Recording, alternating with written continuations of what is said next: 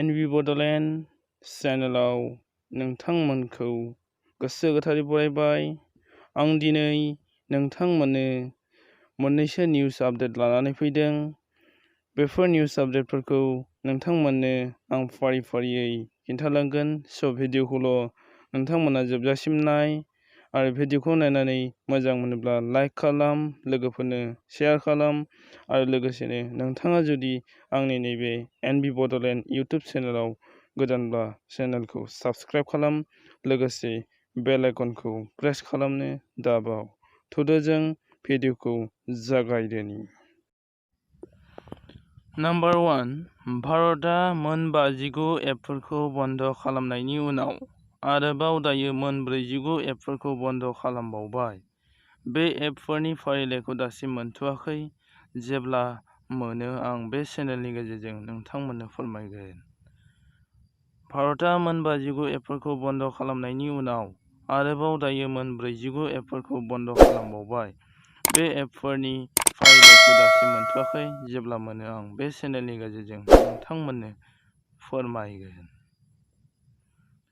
Number 2, September दाननिफ्राय फरायसालिफोरखौ खुलिनाय जागोन जुदि कर'ना बेराम जानायनि हारआ आगस्त दाननि गेजेराव खम जालाङो। बे बाथ्राखौ बुंदों आसामनि सोलोंथाइ मन्थ्रि डक्टर हिमन्त बिश्व शर्माया। सेप्तेम्बर दाननिफ्राय फरायसालिफोरखौ खुलिनाय जागोन जुदि कर'ना बेराम जानायनि हारआ आगस्त दाननि गेजेराव खम जालाङो। बे बाथ्राखौ बुंदों आसामनि सोलोंथाइ मन्थ्रि डक्टर हिमन्त बिश्व शर्माया। नाम्बार 3, आसाम पुलिसनि सा 11 फुटबल एबा जोलुर गेलेगिरिफोरनि देहायाव कर'ना पजिटिभ मोनदों। आसाम पुलिसनि सा 11 फुटबल एबा जोलुर गेलेगिरिफोरनि देहायाव कर'ना पजिटिभ मोनदों। बेखौ मैया मोनदों होननानै मिथिनो मोनदों।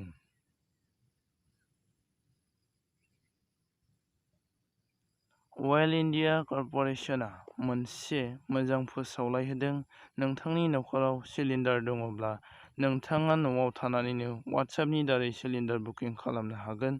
बेनि थाखाय मोनसे वाट्सएप नाम्बार होदों, जेराव 7588888824 बे मोनसे नम्बराव लोगोसे नोंथांनि मबाइल नाम्बारा रेजिस्टार दङब्लासो खालामनो हागोन न'आव थानानैनो। नाम्बारखौ नायना ला लोगोफोर, 7588888824।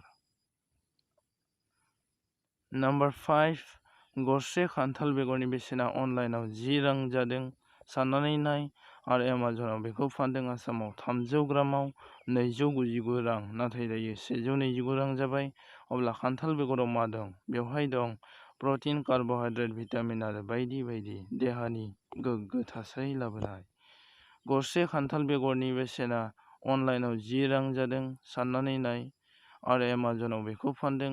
आसामाव 300 ग्रामाव 299 रां, नाथाय दायो 129 रां जाबाय। अब्ला खान्थाल बेगराव मा दं? बेवहाय दं प्रटिन, कार्बहाइड्रेट, भिटामिन आरो बायदि बायदि गोबां रोखोमनि देहानि थाजिम लाबोनाय।